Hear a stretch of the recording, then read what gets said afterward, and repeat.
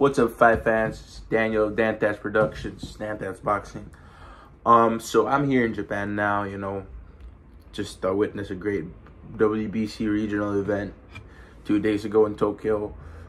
We got like 3 straight knockouts in a row. I thought the main event would end in a knockout. Unfortunately, it didn't. We got a draw. I thought we were gonna see the next big star from Japan once again, but we don't get that, because it was a draw. We don't have a current champion. It was a WBC OPBF championship bout between Musashi Mori and Watanabe is the last name of his opponent, and it was his opponent was a 55 veteran, so it was a pretty, there's a lot of dirty tactics involved so that he was able to withstand the power of Watanabe. But with all due respect, he did hold his own aside from the dirty tactics. And next week, we got 2 Japanese stars fighting, Kenshiro Teraji and Shuichiro Yoshino, in 2 different locations. And I've seen both of them train. I've seen Shuichiro Yoshino actually training for Shakur Stevenson. And, I really hope Shakur is not overlooking him, because I 100% believe that he will give Shakur a welcome to 135 pounds, a welcome to this weight division punch. I'm not saying he wins, but I'm saying he won't be beat as easy as everyone thinks he's gonna be beat, because he's got the power, he's got the he's got speed, and he has what it takes to break the code that Shakur has to offer. And honestly, I see a big upset coming. I'm not 100% sure, but I think we're going to have an upset coming next week on April 8th in New Jersey. However, in Tokyo, we were supposed to see Kenshiro Teraji have a unification bout. Unfortunately, the WBO champion got an injury, so he's just defending it against American fighter. Forgot who his name was, but he's 11-0, #1 ranked American at the junior flyweight division. So he was a replacement for Jonathan Gonzalez. And honestly, American fighters are great. Mexican American fighters, they hit hard, dude. They got a good side. I believe he will give Kenshiro Teraji a tough fight, despite the record, despite the experience gap. It doesn't matter in the ring no more, when you're trading blows.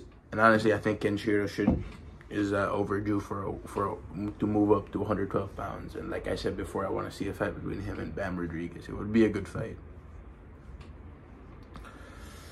So now, this is the boxing news. And unfortunately, Naoya Inoue versus Stephen Fulton has been postponed.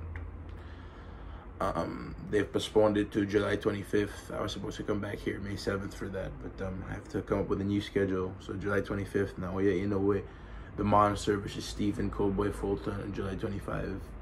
Honestly, the way it's turned, I think Inoue, he's getting the champion rights, and it seems like Fulton's being treated as a challenger. What is? I think Japan is the richest country when it comes to boxing. Low key, the richest country. If that fight was in America, Inoue probably wouldn't be making good money for that. So we wait another 2 months for that fight to happen, and hopefully Inoue doesn't get injured again. Now, for that fight, I do believe that Fulton does give Inoue a tougher fight than expected, but eventually Inoue will break him down and stop him in the later rounds. And this is just the big news of boxing. We just finished last week Caleb Plant versus David Benavidez. Which everyone thought that would be a shutout victory for Benavidez. Unfortunately, Plant wasn't able to, come out with a win. I wanted him to come out with a win. But Benavidez was able to, eventually take control in the later part of the fight. So now, we're possibly gonna see a fight between David Benavidez and Canelo later this year. Hopefully, instead of Canelo going for a fight with Bivol, we get that fight instead. I believe Canelo will beat David Benavidez and stop him in the 10th round, 10th or 11th.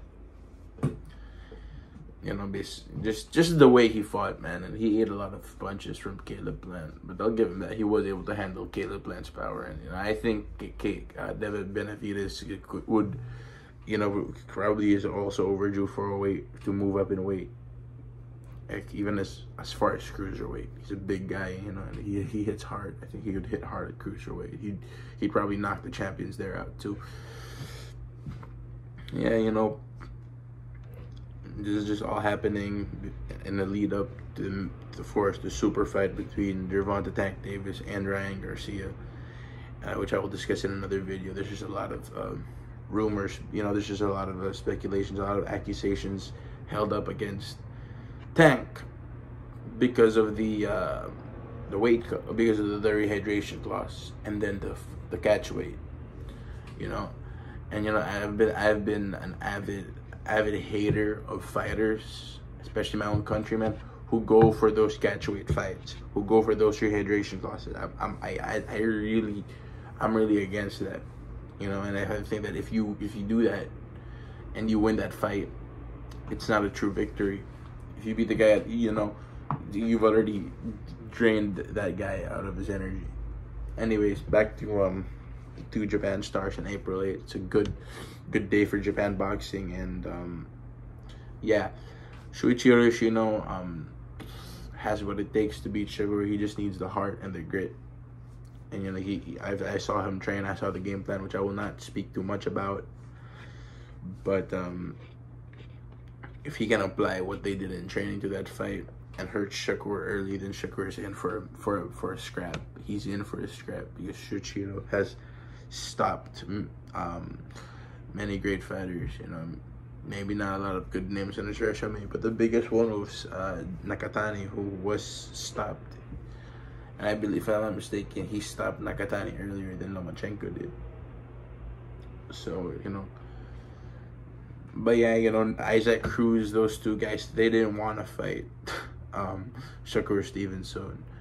So he gets Yoshino, which is not bad. He's no cab driver. Everyone's calling him a cab driver. Everyone's calling him a bum, and you know, I don't think he's a bum.